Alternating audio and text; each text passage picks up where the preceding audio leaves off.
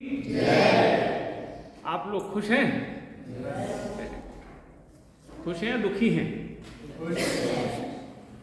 चलिए, जिन्होंने खुश बोला है उनको प्रभु बहुत आय से आशीष दे, लेकिन मैं जानता हूँ कुछ लोग दुखी भी होंगे, क्योंकि सुख और दुख मनुष्य का एक ऐसा पड़ाव है जहाँ पर आनंदित जब होता है जब परमेश्वर की उपस्थिति होती है, क्योंकि परमेश्वर का वचन कहता है कि प्रभु की संगति में आनंद की भरपूरी है। लेकिन दुख हमारे जीवन में आता है और हम जानते हैं कि दुख कई हमारे अभिलाषाएं होती हैं और कई बार शैतान की युक्ति होती है जिसके कारण हमारे जीवन में दुख आता है। तो कुछ लोग दुखी भी होंगे। परमेश्वर का वचन भजन 30 में कहता है कि हमारे दुख को आनंद में बदलने वाला परमेश्वर। हालेलुया। जितने लोग आनंदित हैं बोलिए प्रभु यीशु मसीह की, और जो लोग दुखी हैं वो भी बोलिए प्रभु यीशु मसीह की, क्योंकि आशा परमेश्वर ने हमको दी है कि मैं तुम्हारे दुख को आनंद में बदल दूंगा। हालेलुया। तो आज जो दुखी हैं, किसी कारणवश निराश हैं, तो आज परमेश्वर का वचन कहता है कि वो अपने दुख को आनंद में बदलने वाला परमेश्वर है। इसलिए सारी चिंताएं, सारी दुख परमेश्वर के पवित्र और सामर्थ्य चरणों में हम लेकर आएंगे और परमेश्वर के वचन में हम जाएंगे। मैं सबसे पहले परमेश्वर का धन्यवाद देता हूँ। परमेश्वर ने एक बार फिर अवसर दिया कि आप लोगों के बीच में मैं आ सकूं और परमेश्वर के वचन को आपके बीच में शेयर कर सकूं। मैं पास्टर नवीन टाडगे का भी धन्यवाद देता हूं कि जिन्होंने मुझे अपने चर्च में, अपनी कलीसिया में वचन के लिए इनवाइट किया। उनको भी परमेश्वर की ओर से मैं धन्यवाद देता हूं और हृदय से परमेश्वर का धन्यवाद करते हुए मैं वचन में जाना चाहूँगा। विशेष धन्यवाद मैं पास्टर ताराचंद का भी देना चाहता हूँ जिन्होंने मुझे इन्वाइट किया और आपकी कलीसिया में बोलने का एक बार अवसर फिर प्रदान किया। मैं परमेश्वर का धन्यवाद करता हूँ पास्टर ताराचंद। आप लोगों का भी धन्यवाद करता हूं कि आप लोगों ने भी मुझे मन से याद किया होगा तो मैं आपके बीच में आने पाया हूं। हालेलुया। लास्ट टाइम में आपके बीच में आया था, उस समय समर वेकेशन चल रहा था और संडे स्कूल के वाले बच्चों को मैं बीच में आकर परमेश्वर के वचन को सिखाने पाया और करीब मेरे ख्याल से मई में था, है ना, मई में था। तो कुल मिला के 4-5 महीने हो गए हैं, फिर भी परमेश्वर एक बार फिर अवसर दिया है कि मैं आपके बीच में आ सकूँ। आइए परमेश्वर के वचन में जाने से पहले अपनी आंखों को बंद करेंगे, छोटी सी प्रार्थना करेंगे। सर्वशक्तिमान पिता परमेश्वर प्रभु जी, एक बार फिर प्रभु आपके पवित्र और सामर्थ्य चरणों में आते हैं। आपका वचन कहता है कि जो कोई अपने आपके वचन को सुनने से अपने कान मोड़ लेता है उसकी प्रार्थना प्रभु आपके सामने करनी ठहरती है। आज पिता परमेश्वर, जितने लोग प्रभु तेरी ओर कान लगाते हैं प्रभु, उनकी प्रार्थना पिता जब वो करने बैठे प्रभु, उनके आपके सामने ग्रहणीय न ठहरने पाए पिता। आपके वचनों को ध्यान से सुने पिता परमेश्वर, ताकि अपने जीवन में प्रभु जी आपके वचन को लागू करते हुए अपने जीवन में आगे बढ़ने पाए। मैं जब मुख पसारता हूँ प्रभु जी, आपका वचन कहता है अपने मुख को पसार, मैं वचनों से भर दूंगा। हाँ पिता परमेश्वर, मैं नम्र और दीन होकर प्रभु आपके सम्मुख आता हूँ पिता।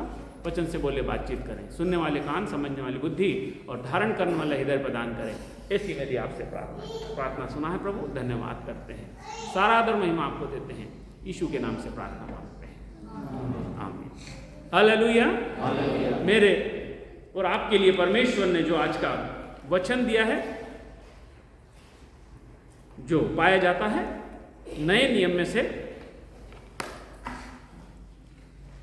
मत्ती रचित सुसमाचार और उसका 12 अध्याय, मत्ती रचित सुसमाचार उसका 12 अध्याय और 43 पद से 45 पद तक। Matthew 12 chapter 43 to 45। जिस किसी को मिले मेहरबानी से पढ़ने में हमारी अगुवाई करें। जब अशुद्ध आत्मा मनुष्य में से निकल जाती है तो सूखी जगहों पे विश्राम ढूंढती फिरती है और पाती नहीं।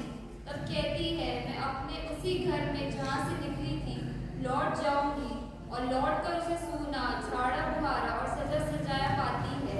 तब वह जाकर अपने से और बुरी 7 आत्माओं को अपने साथ ले आती है और वे उसमें बैठकर वहाँ वास करती है।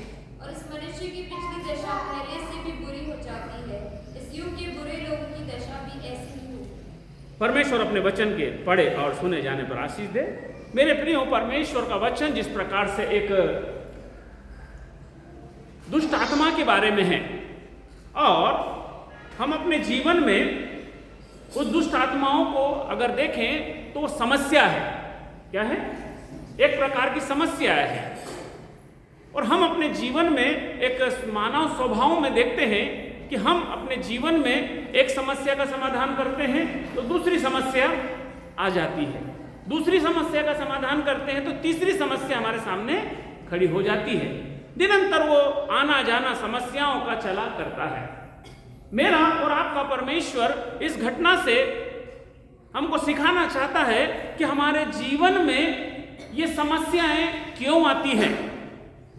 हम अच्छे भले प्रार्थना करते हैं, हम परमेश्वर के वचन को पढ़ते हैं, हम संगति करते हैं, लेकिन हमारे जीवन में प्रार्थना करने के द्वारा, वचन पढ़ने के द्वारा, संगति करने के द्वारा समस्या का समाधान हो जाता है।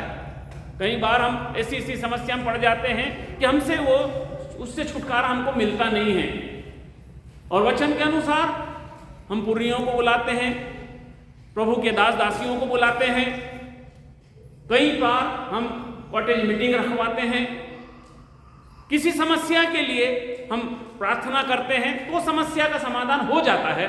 लेकिन हम देखते हैं मेरे प्रियो कि कुछ समय बाद फिर से वो समस्याएं हमारे जीवन में आ जाती है। इसका मुख्य कारण हमारे जीवन में परमेश्वर के वचन के अनुसार मिलता है, और कुछ बातें मैं आपके सामने शेयर करना चाहता हूं जिसके कारण वो समस्या का समाधान, स्थायी समाधान आपको मिल सकता है। जिस प्रकार से एक दुष्ट आत्मा का जो वचन हमने पढ़ा मत्ती 12 उसके 43 अध्याय से 45 पद में, कि दुष्ट आत्मा जब किसी में से निकलती है तो कुछ दिन बाद वो पुनः उसमें वापस से लौट जाती है। ऐसा क्यों होता है? हमारी समस्या भी हमारे जीवन से निकल जाती है प्रार्थना के द्वारा, लेकिन फिर से वो वापस आ जाती है। परमेश्वर का वचन पहली जो बात बताना चाहता है वह क्या है? भजन संहिता उसका 119 अध्याय और उसका 11 पद यदि हम पढ़ते हैं, वहां पर परमेश्वर का वचन मुझको और आपको पहला कारण जो बताता है और वो क्या है? भजन संहिता 119 अध्याय उसका 11 पद। जी कोई पढ़े? भजन संहिता उसका 119 अध्याय उसका 11 पद। मैंने तेरे वचन को अपने हृदय में रख छोड़ा है, हाँ, कि तेरे विरुद्ध पाप न करूं। परमेश्वर का वचन स्पष्ट रूप से मेरे प्रियो मुझको और आपको बताता है कि मैंने तेरे वचन को अपने हृदय में रख छोड़ा है कि तेरे विरुद्ध पाप न करूं। पहली जो बात है, पहली जो शिक्षा है जो मुझको और आपको अपने जीवन में लागू करना है, अगर आप चाहते हैं कि आपकी समस्या या जो भी आपकी तकलीफ है, जो भी आपका दुख है, वह जाए और पुनः लौट कर नहीं आए, तो आपको परमेश्वर के वचन को अपने हृदय में रखना होगा। हालेलुया। हम 24 घंटे परमेश्वर के वचन को, जो ये बाइबल है, हम इसको 24 घंटे लेकर साथ में घूम नहीं सकते। कई ऐसी जगह होती है जहां पर कि हम परमेश्वर के वचन को साथ में लेकर जा नहीं सकते। हमारे पास इतनी बिजी लाइफ है, व्यस्तता इतनी है कि हम परमेश्वर के वचन को लेकर साथ में घूम नहीं सकते या उसको खोलकर पढ़ नहीं सकते। परमेश्वर का वचन आपको अपने हृदय में रखना होगा, तभी आप दुष्ट युक्तियों से बचने पाएंगे। सदैव परमेश्वर के वचन को जो लोग अपने हृदय में रखते हैं, वो परमेश्वर उनको उनकी सहायता वचन के द्वारा करता है। मुझे बड़ा अच्छा लगता है जब बच्चे हमारे कलीसिया में भी और आपकी कलीसिया में बच्चे परमेश्वर के वचन को बाय हार्ट याद रखते हैं। बेटे ने जिस प्रकार से, अभी कोई बच्चा था, उसने पूरी भजन 1 अध्याय और 2 अध्याय उसने बाय हार्ट आपको सुनाया, हमने भी सुना। बड़े बड़ों को कुछ आयत याद भी नहीं रहती है। जब तक परमेश्वर का वचन अपना हृदय में नहीं होगा, हम शैतान की युक्तियों से बच नहीं पाते हैं। मेरा और आपका परमेश्वर चाहता है कि हमारा परमेश्वर का वचन जो है हमारे हृदय में वास करे। इसीलिए दाऊद कहता है, मैंने तेरे वचन को अपने हृदय में रख छोड़ा है कि तेरे विरुद्ध पाप न करूं। भजन संहिता 119 अध्याय उसके 9 पद में भी कहता है कि जवान अपनी जवानी को किस प्रकार से शुद्ध रख सकता है? तेरे वचन के अनुसार सावधान रहने से। हालेलुया। मेरा और आपका परमेश्वर आपको समस्याओं का समाधान स्थायी देना चाहता है। हम और आप हैं जो कि समस्याओं में ऐसे उलझे रहते हैं कि एक समस्या का समाधान हुआ, दूसरी समस्या आ जाती है, दूसरी का हुआ तो तीसरी आ जाती है। लेकिन हम परमेश्वर से ये नहीं पूछते कि प्रभु मैं समस्या का स्थायी समाधान कैसे करूं। परमेश्वर खुद बोलते हैं वचन के द्वारा कि जो लोग मेरे वचन को अपने हृदय में रख छोड़ेगा वो फिर कभी पाप नहीं करेगा। हालेलुया। शैतान उसका कुछ बिगाड़ नहीं सकता जिसके हृदय में परमेश्वर का वचन है। मेरे प्रियो, दूसरा, परमेश्वर का वचन कहता है प्रार्थना हम करते हैं। लूका रचित सुसमाचार उसका 21 अध्याय 34 पद से 36 पद यदि हम पढ़ें तो वहां पर परमेश्वर का वचन मुझको और आपको परमेश्वर के प्रार्थना के विषय में सिखाता है। लूका रचित सुसमाचार 21 अध्याय उसका 34 पद से 36 पद यदि हम पढ़ेंगे, पहली जो बात हमने सीखी वो परमेश्वर के वचन को हृदय में रखने की। अगर आप समस्या का समाधान चाहते हैं तो आपको परमेश्वर का वचन अपने हृदय में रखना होगा, तब आप समस्या का स्थायी समाधान ढूंढने पाएंगे। दूसरा, लूका रचित सुसमाचार 21 अध्याय 34 पद से 36 पद यदि पढ़ते हैं तो वहां पर क्या लिखा है जी? इसलिए सावधान रहो, ऐसा ना हो कि तुम्हारे मन कुमार हाँ और मतवालेपन हाँ और इस जीवन की चिंताओं से सुस्त हो जाएं हाँ और वह दिन तुम पर फंदे के समान अचानक आ पड़े, हाँ क्योंकि वह सारी पृथ्वी के सब रहने वालों पर इसी प्रकार आ पड़ेगा। हाँ, इसलिए जागते रहो और हर समय प्रार्थना करते रहो हाँ कि तुम इन सब आने वाली घटनाओं से बचने और मनुष्य के पुत्र के सामने खड़े होने के योग्य बनो। हालेलुया। मेरा और आपका परमेश्वर आपको समस्या का स्थायी समाधान देता है। आप घर से निकलते हैं, कई लोग जल्दी में होते हैं, जल्दी प्रार्थना करते हैं और निकल जाते हैं। कई लोग जल्दी में रहते हैं, घर से निकलते समय उनके पास समय नहीं रहता, वो गाड़ी में रहते हैं, गाड़ी में बैठकर प्रार्थना करते हैं। कई लोग अपने गंतव्य स्थान पर पहुंचते हैं, वहां पर प्रार्थना करते हैं। कई लोगों को समस्या का सामना करना पड़ता है, जब उसी समय प्रार्थना करने लग जाते हैं। मेरे प्रियो, छोटा सा एक फार्मूला मैं आपको देना चाहता हूं जो कि आपको प्रार्थना के विषय में है। आप सुबह उठते हैं, जैसे ही भोर का प्रकाश आपको महसूस होता है कि आप सुबह हो गई, अभी आप बिस्तर में ही हैं, आपकी आंखें खुली है, आपने नित्य कर्म नहीं किए हैं, उसी समय बिस्तर पर उठकर प्रार्थना करें। हालेलुया, बोलिए प्रभु यीशु मसीह की। उसी समय प्रार्थना करें। प्रार्थना लंबी हो छोटी हो उससे कोई फर्क नहीं पड़ता, लेकिन प्रार्थना जो की जाए वो छोटी सी प्रार्थना भी अगर आप करेंगे, प्रभु से कहेंगे प्रभु आज भोर का प्रकाश तूने दिखाया, तेरा धन्यवाद। इस दिन की शुरुआत यीशु तेरे नाम से मैं करती हूं। दिन भर जो भी काम करूं, जहां पर भी जाऊं, मेरी सहायता करना, मार्गदर्शन करना, हर एक बुरी युक्तियों से बचाना। देह प्राण आत्मा तेरे हाथों में सौंपती हूं। यीशु के नाम से प्रार्थना मांगती हूं। आमीन। ऐसी प्रार्थना भोर के प्रकाश के समय उठते से ही बिस्तर में करें। दिन भर प्रार्थना नहीं करें, कोई बात नहीं।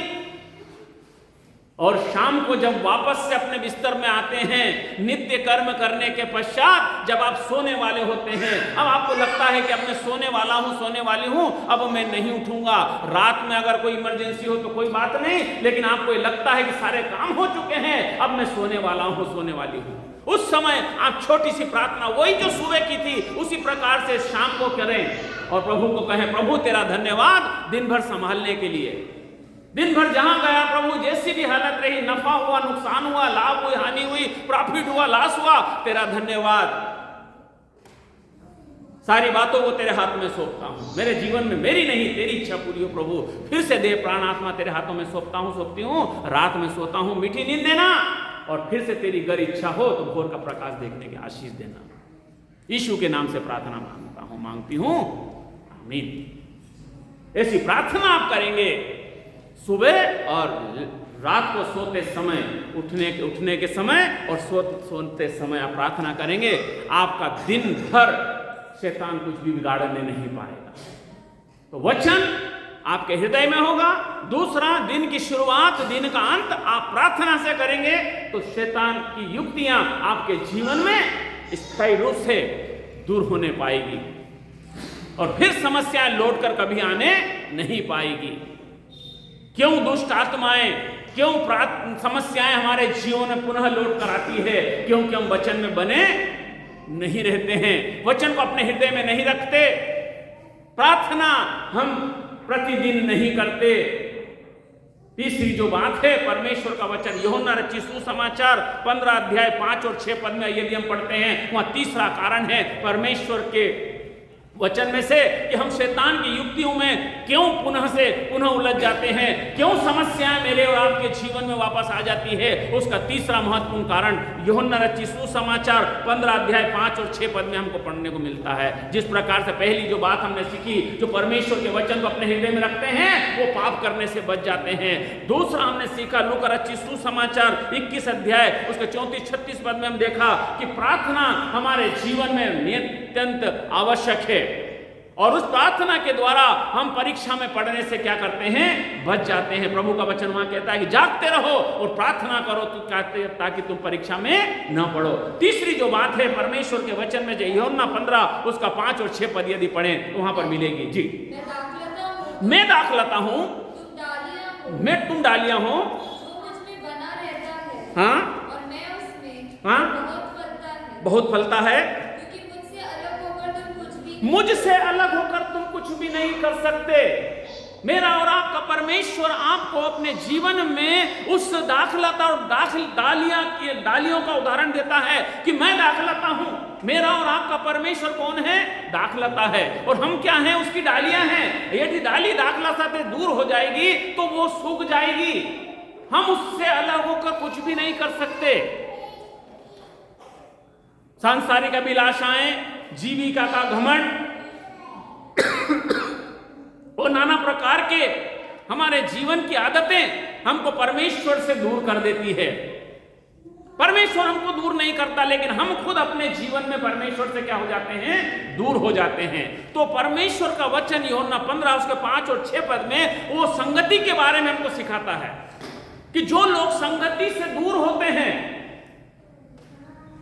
उनको समस्याएं फिर से घेर लेती है, उनको शैतान की युक्ति फिर से घेर लेती है, उनको दुष्ट आत्माएं फिर से घेर लेती है। हालेलुया।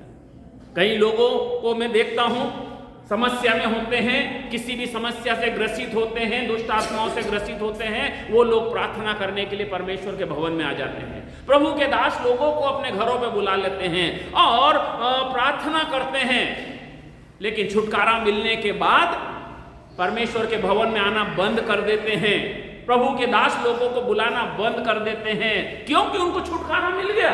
वो सोचते हैं ये केवल उनकी मानसिक धारणा है, उनको छुटकारा मिल गया, लेकिन वो सचमुच में छुटकारा उनको मिला नहीं है। उनको 4 गुना और समस्या बढ़कर उनके जीवन में आ गई है। जिस स्पिरिट से दुष्ट आत्मा निकली थी 4 गुना पावर से वापस से उनके जीवन में आ गई है। कारण है कि उन्होंने संगति छोड़ दी है। हालेलुया। परमेश्वर के भवन की संगति, परमेश्वर के वचन की संगति, प्रभु के पवित्र लोगों की संगति, ये मेरे और आपके जीवन में होना अत्यंत आवश्यक है, क्योंकि वो दाखलता है, हम डालियां हैं, उससे अलग होकर हम कुछ भी नहीं कर सकते। Hallelujah, hallelujah. ये हाथ है मेरा, ये हाथ यहां से काट दिया जाए, ये काट दिया जाए, ये पंजा अलग हो जाएगा और ये मेरा टुंडा हाथ मेरे शरीर से जुड़ा रहेगा। इस हाथ को, इस पंजे को आप 15 दिन बाद देखेंगे तो ये हाथ सड़ जाएगा, लेकिन ये मेरा हाथ जो टुंडा हो गया है ये हाथ सड़ेगा नहीं।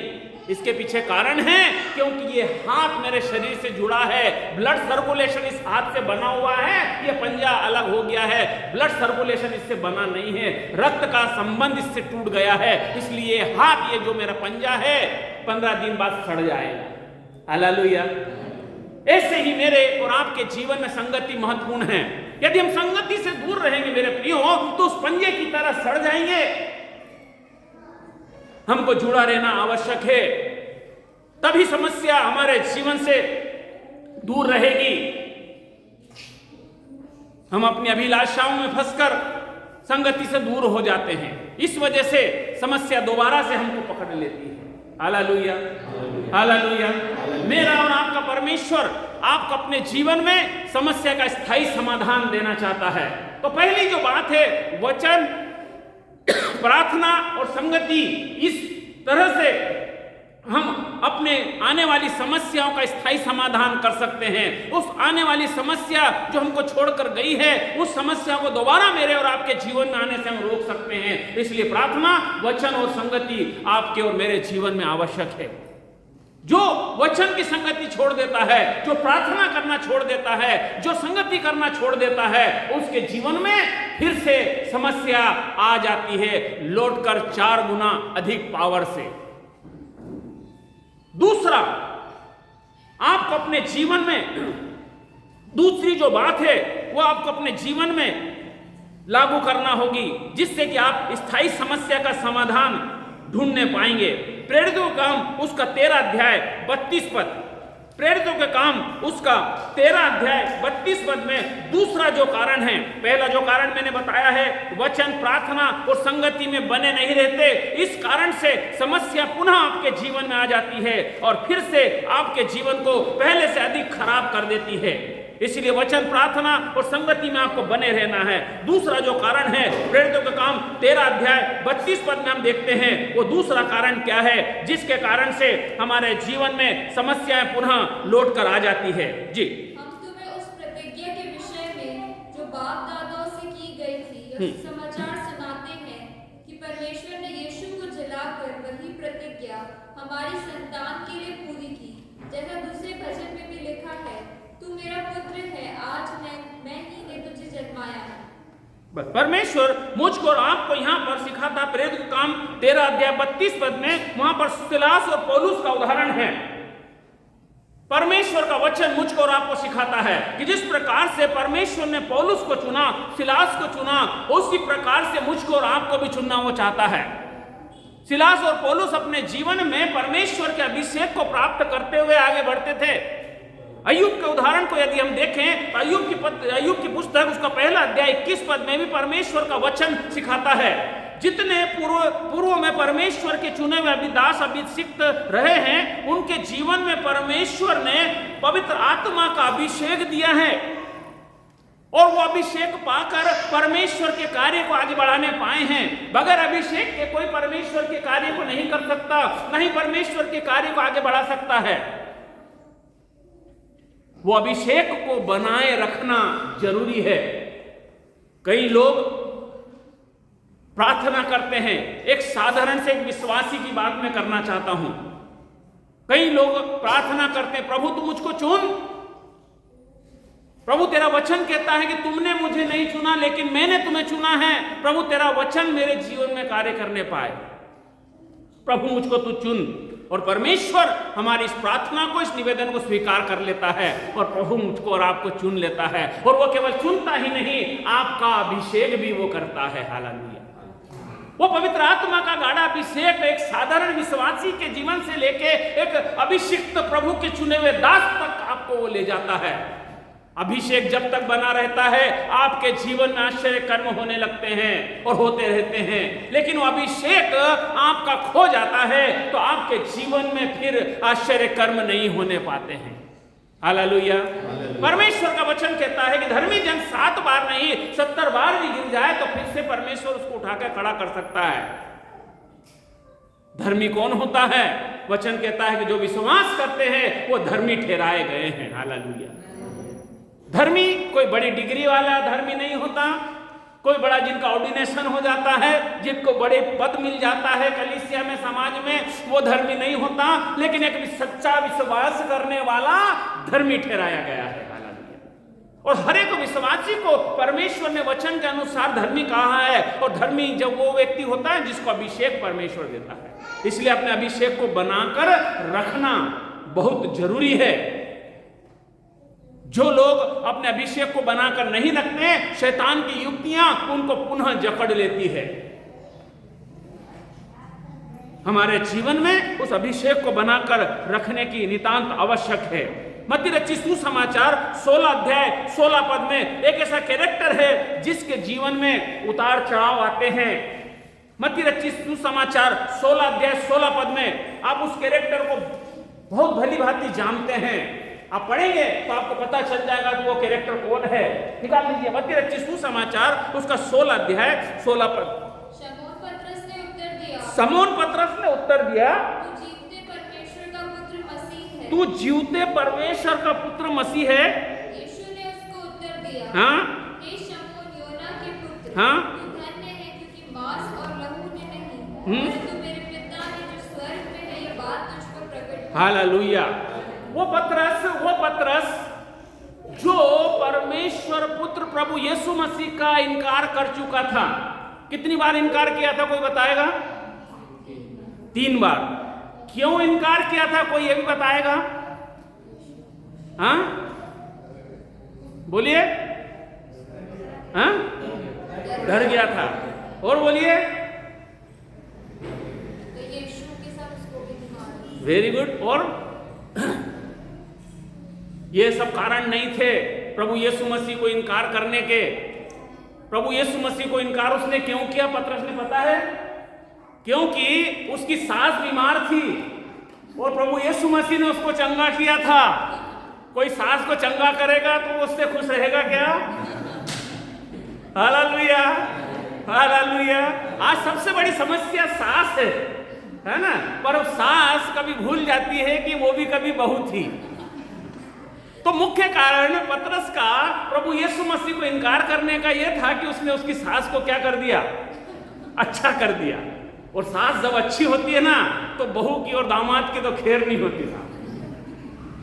हाँ, तो इनकार करना उसके जीवन में था और इनकार करना वो समस्या थी उसके जीवन में। लेकिन परमेश्वर का अनुग्रह उस पर बना रहा। क्यों बना रहा? क्योंकि उसने अपना अभिषेक बनाकर रखा। हालेलुया। और उसी अभिषेक के अंदर होते हुए परमेश्वर पुत्र प्रभु यीशु मसीह को पहचाना। प्रभु यीशु मसीह को लोग कहने लगे ये तो कई एलिया है, कोई कहते हैं तो भविष्यद्वक्ता है। लेकिन प्रभु यीशु मसीह जब उससे पूछते हैं कि लोग मुझे एलिया कहते हैं, कोई भविष्यद्वक्ताओं में से कोई एक कहते हैं, लेकिन हे पतरस तू मुझे क्या कहता है? तब पतरस कहता है कि तू जीवते परमेश्वर का पुत्र मसीह है। हालेलुया। क्यों पहचाना? क्यों उसको प्रभु ने कहा कि तू आज पतरस है, तू आज आगे चल के मैं तेरे लिए कलीसिया बनाऊंगा, तू मनुष्यों को नहीं, मछली को नहीं लेकिन मनुष्यों को पकड़ेगा? क्यों कहा? क्योंकि उसने अपना अभिषेक बना कर रखा था।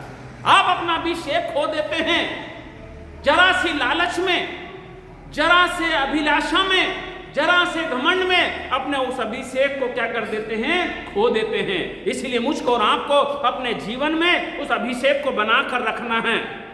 और उस अभिषेक को जब हम बनाकर रखते हैं तो कोई भी शैतान की युक्ति मेरे और आपके जीवन में आने नहीं पाती है। हालेलुया। परमेश्वर का वचन मुझको और आपको अपने जीवन में सीखने की आवश्यकता है। अगर समस्या का स्थायी समाधान ढूंढना है।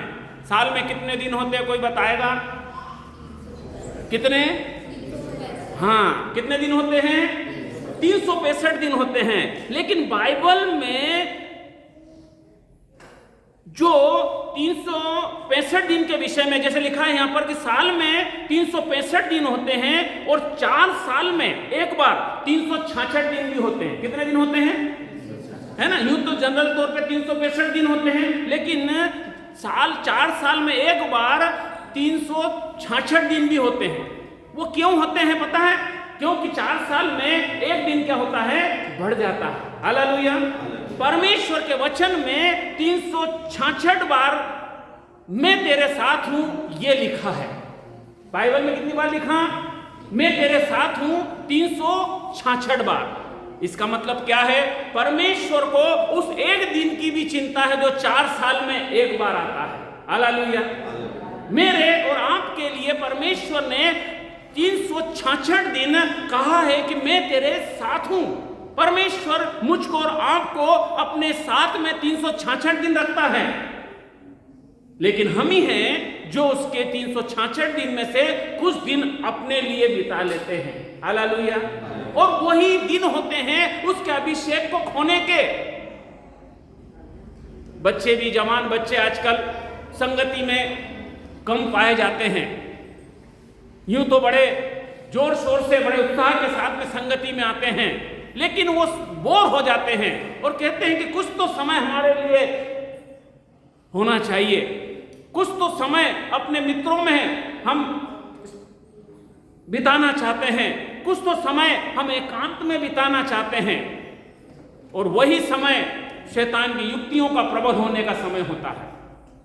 और वो जैसे ही दूर होते हैं कुछ अपने लिए सोचना प्रारंभ करते हैं, वहीं पर शैतान उनको अपने वश में कर लेता है और वही अपने अभिषेक को क्या कर देते हैं, खो देते हैं और फिर से वो समस्या उनके जीवन में आ जाती है जिनका कि समाधान वो कर चुके और उनके जीवन में हो चुका, लेकिन वो समस्या फिर से 4 गुना वापस पावर में उनके जीवन में आ जाती है। Hallelujah, hallelujah. मुझको और आपको अपने जीवन में परमेश्वर के अभिषेक को खोना नहीं है मेरे प्रियो। अगर हमने परमेश्वर के अभिषेक को खोया तो वो फिर से समस्याएं मेरे और आपके जीवन में आ जाती है। चौथी समस्या वो परमेश्वर के वचन में जो पाई जाती है, जिसके कारण मेरे और आपके जीवन में वो समस्या लौट कर आ जाती है और कैसे हम उसको रोक सकते हैं। मत्ती रचित सुसमाचार उसका 8 अध्याय 1 पद से 4 पद तक पढ़ेंगे। मत्ती रचित सुसमाचार उसका 8 अध्याय उसका 1 पद से 4 पद तक, वहां पर तीसरी अंतिम बात परमेश्वर का वचन कहता है जी। जब वो उस पहाड़ से उतरा तो एक बड़ी भीड़ उसके पीछे हो ली और देखो एक कोढ़ी ने पास आकर उसे प्रणाम किया और कहा कि प्रभु यदि तू चाहे तो मुझे शुद्ध कर सकता है। यीशु ने हाथ बढ़ाकर उसे छुआ और कहा मैं चाहता हूँ कि तू शुद्ध हो जा, और वह तुरंत कोढ़ से शुद्ध हो गया। यीशु ने उससे कहा देख किसी से ना कहना, परंतु जाकर अपने आप को याजक को दिखा और जो चढ़ावा मूसा ने ठहराया है उसे चढ़ा, ताकि लोगों के लिए गवाही हो। यहाँ पर परमेश्वर का वचन एक सिंपल सी और साधारण सी बात आपके जीवन में करना चाहता है। पहली जो बात मैंने आपको बताई है समस्या के पुनः हमारे जीवन में आने की, वह है वचन, प्रार्थना और संगति। इन तीनों से हम क्या हो जाते हैं, दूर हो जाते हैं। फिर इसी कारण से वो समस्या जिससे छुटकारा हम पा चुके हैं वो पुनः हमारे जीवन में लौटकर आ जाती है। इसलिए वचन, प्रार्थना और संगति हमारे जीवन में बहुत जरूरी है। दूसरी जो बात मैंने आपको बताई है वो परमेश्वर का गाढ़ा अभिषेक है, जो एक साधारण विश्वासी से लेके एक बड़े पद पर विराजमान परमेश्वर के दास तक होता है। और उस अभिषेक को जो लोग बनाए रखते हैं उनके जीवन में दोबारा से वो समस्या जिससे वो छुटकारा पा चुके होते हैं दोबारा लौटकर नहीं आती। इसीलिए वो अभिषेक को बनाकर रखना अत्यंत आवश्यक है। तीसरा जो बात है यहाँ पर परमेश्वर का वचन कहता है कि हम जो परमेश्वर से वादा करते हैं, तीसरी और अंतिम बात, हम जो परमेश्वर से वादा करते हैं उस वादे को हम निभाते नहीं हैं। यहाँ पर परमेश्वर का वचन कहता है कि कोढ़ी के विषय में, और कोढ़ी के विषय में कहता है कि वो प्रभु यीशु मसीह के पास आता है और प्रभु यीशु मसीह उसको शुद्ध कर देते हैं। और प्रभु यीशु मसीह कहते हैं कि जो तुझे मैंने चंगा किया है किसी से न कहना, लेकिन जो तुझे जो चढ़ावा देना है वो जो कैसर का है वो कैसर को देना, और जो राजा का है वो राजा को देना। हालेलुया। हम परमेश्वर से वादा करते हैं कि प्रभु मुझे चंगाई देगा, प्रभु मुझे छुटकारा देगा, तो मैं अपने जीवन से तुझको ये भेंट दूंगा, मैं अपने जीवन को तुझ पर अर्पण कर दूंगा। जिस प्रकार से कैन और हाबिल परमेश्वर के सम्मुख भेंट लेकर जाते हैं, कैन की भेंट परमेश्वर स्वीकार नहीं करते, लेकिन हाबिल की भेंट परमेश्वर स्वीकार करते हैं। कारण उसका है कि परमेश्वर का दास हाबिल अपनी भेंट को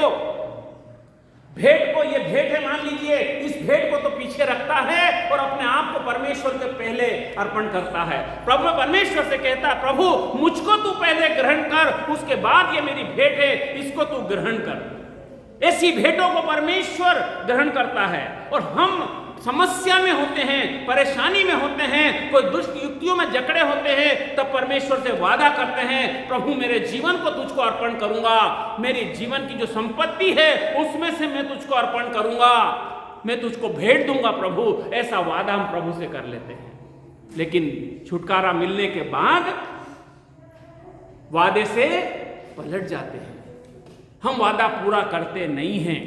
इसीलिए वो समस्या दोबारा मेरे और आपके जीवन में आ जाती है।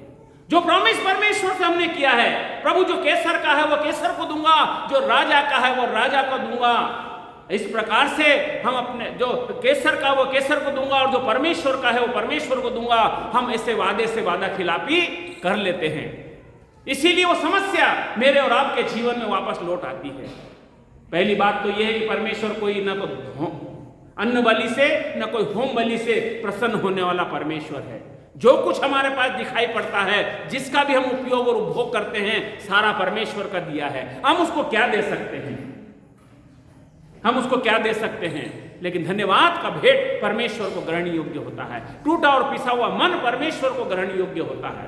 पहली बात तो वादा परमेश्वर से करना ही नहीं, और वादा करना तो उसको पूरा भी करना है। परमेश्वर का वचन कहता है मलाकी 3:10 में कि सारा दशमांश मेरे भंडार में ले आओ और परख कर देखो कि मैं तुम्हें आसमानी झरोकों को खोलकर अपरंपरा आशीष देता हूं कि नहीं। हालेलुया। वादा नहीं करना पहली बात तो, और वादा करना तो वादे को पूरा भी करना है, क्योंकि जो वादा खिलाफी करते हैं परमेश्वर उनको दंड देता है। एक वादा हन्ना ने किया था। हन्ना जानते हैं आप लोग? हन्ना एक स्त्री थी जो कि उसके जीवन में सारी बातें थी, धन संपत्ति थी, पति था, घर था, परिवार था, लेकिन कोई बताएगा क्या कमी थी उसके जीवन में? संतान की आवश्यकता थी। हालेलुया। आज कई बहनें संतान के दुख से दुखी हैं, वो परमेश्वर से संतान मांगती हैं, परमेश्वर उनको संतान दे भी देता है, संतान सुख उनके जीवन में आ जाता है, लेकिन संतान से सुख नहीं आता। फिर से रिपीट करना चाहता हूं समझाने के लिए। संतान मांगी किसी ने, संतान मिल गई उनको, संतान का सुख उनके जीवन में आ गया,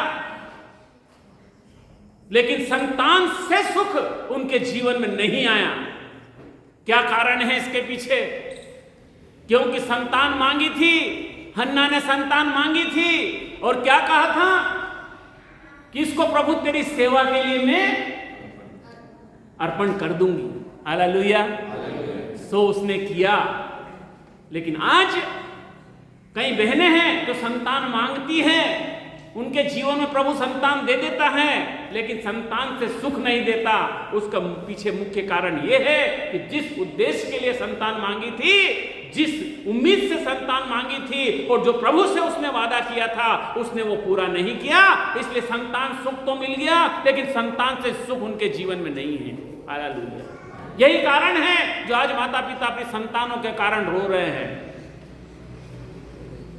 और किसी से वादा करते तो चल जाता, परमेश्वर से उन्होंने वादा खिलाफी की है। इसीलिए अपने जीवन में समस्या से छुटकारा उनको मिल नहीं रहा। मेरे और आपके जीवन में जो समस्याएं हैं, उनसे स्थायी समस्या का समाधान अगर आपको करना है, तो आपको इन बातों का ध्यान रखना पड़ेगा। पहले तो परमेश्वर वादा नहीं चाहता, क्योंकि वादा करना मनुष्य के बस में, पूरा करना मनुष्य के बस में नहीं है, लेकिन परमेश्वर के बस में है। हालेलुया। परमेश्वर ने जो जो वादा किया है वो उसने पूरा किया है, लेकिन मनुष्य ने जो जो वादा उससे किया है, उसको वादा करने में वादा खिलाफी पहले आई है। हालेलुया। इसलिए मुझको और आपको अपने जीवन में समस्या का स्थायी छुटकारा चाहिए मेरे प्रियो, तो हमको वचन, प्रार्थना और संगति में बने रहना पड़ेगा। दूसरा, हमारे जीवन में जो परमेश्वर ने अभिषेक दिया है, जो आशीषें दी है, उस आशीषों को बरकरार रखना पड़ेगा। तीसरा, उससे जो वादा किया है उस वादे को पूरा करना पड़ेगा। तभी हमारे जीवन में जो समस्या गई है, जो समस्या से छुटकारा हमको मिला है, वह पुनः हमारे जीवन में लौट कर नहीं आएगी। वरना उस दुष्ट आत्मा की तरह जो प्रार्थना के द्वारा निकल गई थी और फिर से उसके जीवन में आ गई, और पहले से ज्यादा उस मनुष्य की दयनीय स्थिति हो गई, ऐसी कहीं हमारी ना हो जाए मेरे प्रियो। हम भी अपने जीवन में समस्याओं से छुटकारा तो चाहते हैं, लेकिन स्थायी छुटकारा नहीं चाहते। आप अपने जीवन में अगर स्थायी छुटकारा चाहते हैं तो 3 बातों का आपको ध्यान रखना है। पहली बात, वचन, प्रार्थना और संगति में बने रहना है। दूसरा, अपना जो अभिषेक है, जो पाया है आपने, जो आशीषें पाई है, उसको बनाकर रखना है। तीसरा, जो परमेश्वर से आपने वादा किया है, उस वादे को पूरा करना है। तभी आप स्थायी समस्या का समाधान कर सकते हैं। अन्यथा आपके जीवन में वो स्थिति जो आज है, ये स्थिति निकल जाएगी प्रार्थना के द्वारा, लेकिन आने वाले समय में ये स्थिति 4 गुना भयावह होकर आपके जीवन में आ जाएगी। इसीलिए आपको अपने जीवन में ये 3 बातों का ध्यान रखना है। परमेश्वर इस वचन के द्वारा आप सबों को आशीष दे। आइए हम छोटी प्रार्थना करेंगे। सर्वशक्तिमान पिता परमेश्वर, एक बार फिर पिता परमेश्वर आपके पवित्र और सामर्थी चरणों में आते हैं। पिता धन्यवाद करते हैं प्रभु जी आज के दिन के लिए, प्रभु इस पवित्र दिन के लिए, आज के विषय के लिए जो पिता परमेश्वर आपने हमको दिया पिता, आज के वचन के लिए जो पिता परमेश्वर आपने हमें दिया प्रभु जी। ओ पिता परमेश्वर, आज हर मनुष्य प्रभु जी, चाहे गरीब हो, चाहे पिता अमीर हो, चाहे अनपढ़ हो, चाहे पिता शिक्षित हो, चाहे पिता निर्बल हो, चाहे बलवान हो प्रभु, उनके जीवन में प्रभु जी समस्याएं हैं पिता। उन समस्याओं का प्रभु हम समाधान चाहते हैं प्रभु जी। वो समस्याएं स्थायी रूप से हमारे जीवन से दूर होने पाए पिता। वो खुशी और आनंद प्रभु जी जो आपकी संगति में है प्रभु जी, भरपूरी से हमारे जीवन में होने पाए। इसीलिए पिता परमेश्वर इन 3 बातों को जो प्रभु आपने मुझे बताई प्रभु, और इन प्रियों के सामने मैंने रखी पिता, उन 3 बातों को पिता परमेश्वर अपने जीवन में लागू करें, ताकि पिता परमेश्वर संगति करने के द्वारा, प्रार्थना करने के द्वारा प्रभु जी, और वचन के द्वारा पिता परमेश्वर वो स्थायी समस्या का समाधान हो सके। और वो जो अभिषेक प्रभु आपने जो दिया है पिता परमेश्वर, वो अभिषेक को कभी खोने ना पाए पिता। और जो वादा प्रभु हमने आपसे किया पिता, उस वादे को हम कभी तोड़ नहीं पाए प्रभु जी, क्योंकि जो आप वादे के परमेश्वर हैं, आप तो वादा नहीं तोड़ते प्रभु, लेकिन हम मनुष्य जाति होने के नाते वायदा तोड़ देते हैं। हर एक को क्षमा कर पिता परमेश्वर, और अपने वायदे को स्मरण दिला प्रभु जी, ताकि तुझसे पिता परमेश्वर जो वायदा किया प्रभु उसको हम पूरा कर सकें।